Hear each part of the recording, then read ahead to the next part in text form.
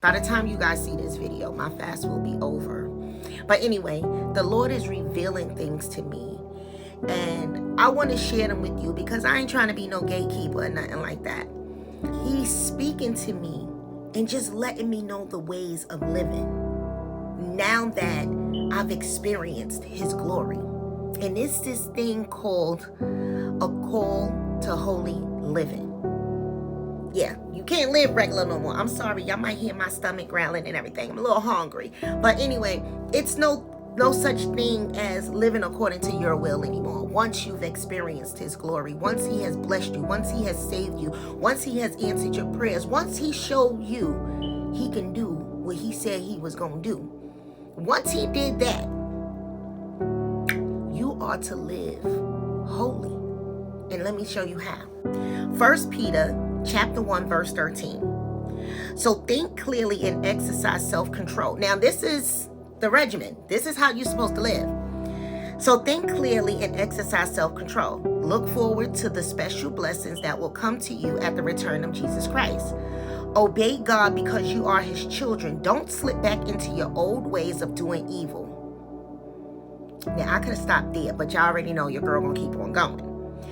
You didn't know any better then, but now you must be holy in everything that you do, just as God, who chose you to be his children, is holy. Now, this line, this sentence right here, you did not know any better then. That speaks of, because you didn't know other things then, he's not going to condemn you for it. So you could go out there and make mistakes because you haven't heard of the good news. You haven't heard of this. You wasn't studied, like you did not know. But now that you know, and he has showed you what he can do in your life, you are to follow his commands. So when you disobey them, he can punish you for that. Because now you know better. Because back then you didn't know better. Now we're going to jump down to verse 23. Here it is. For you have been born again. Your new life did not come from your earthly parents, because that life they gave will end in death. But this new life will last forever because it comes from the eternal living word of God. I could have stopped there, but I'm going to keep going. So now we are in chapter 2, verse 1, and I'm going to read on. So get rid of all malicious behavior and deceit. Don't just pretend to be good. Be done with hypocrisy and jealousy and backstabbing. Do you hear this? He's giving you the tools so that you will not fall victim to the punishment. Don't go back to none of this. None. You must crave pure spiritual milk so that you can grow into fullness of your salvation. Cry out for your nourishment as a baby cries for milk. Now that you have taste of the Lord's kindness, just like I said, he showed you, he gave you a taste of his goodness. He spared you. He blessed you. He saved you. He anointed you. He gave you a command. You must follow it. So don't go back to your old ways, because my opinion is, not that it matters, but it's my opinion, and we all are entitled to one. When the Lord has done the miraculous in your life, the supernatural in your life, and you only use him to get those blessings, you better be careful, but be prepared for the wrath that's to come. I've experienced it, and it's the worst thing possible. I don't wish it on nobody. And I'm just going to give you a little bit of my experiment. So a few years ago, the Lord has blessed me with the best job that I've ever had. The best job.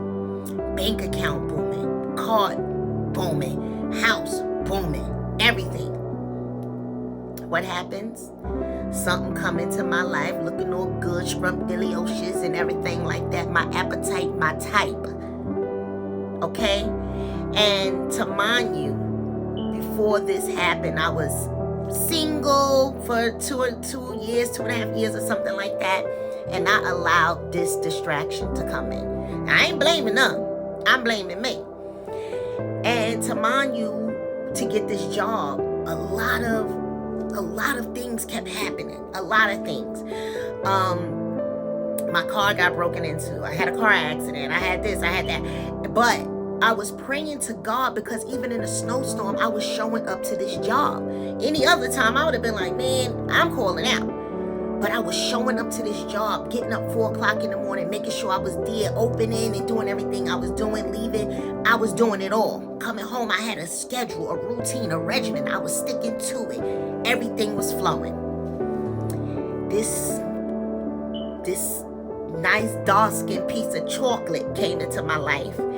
And I should have went on a diet, but I didn't. I chose to eat the chocolate. And when that chocolate entered my life, I became distracted and the prayers went out the window. And I used to pray going to work, pray coming home, pray. I was not doing none of that. You know why? Because I forgot how I got the blessing, because now I got the chocolate, right? And I'ma tell you, he shook my world up. I'm looking at you dead and whatever. And it made me realize, girl, you forgot how you got here. But I didn't experience none of this until he shattered my world. He made it impossible for me to be happy in that. Everything that happened in that relationship was supposed to happen. I didn't go to God for it. Like I went to God to get the job. I went to God for everything else. But this one particular thing, this dark chocolate, scrumptious chocolate, I chose to not go to God about it. I chose not to take my time. I chose to just jump into it and fall in love. And then guess what? The chocolate was expired. It wasn't no good. Chocolate wasn't no good. And I can't blame nobody but myself, because I knew the life that I had before I ate this chocolate. I knew that my life was on track, that everything was going good, how the Lord has blessed me. But guess what? I went back to what was familiar, comfortable. Got a man, I'm drinking, I'm doing this. Girl, I even started smoking. Who does that? So I became comfortable in something that wasn't supposed to be comfortable for me. And the Lord let me sit in that and disrupted it on all levels. So when I tell you don't go back to your old ways and don't go do nothing that you don't ask the Lord about first, don't do it. Don't do it. I know that chocolate look good. Don't bite it, baby. Don't bite it. And if you do bite it, before you do bite it, ask God, should you eat it first? Ask God if it's for you. Because you don't want to deal with nothing. Once he bring you through, you don't want to entertain anything that isn't connected to the word, that isn't connected to God. If he don't send it back. Ask for the spirit of discernment. Because if I had the discernment to know that that chocolate wasn't good, your girl would have ate it. He gives you a chance to have a new life.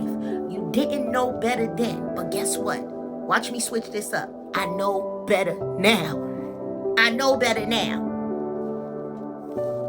The word is the word. It ain't gonna change for you or for me. Stick to it.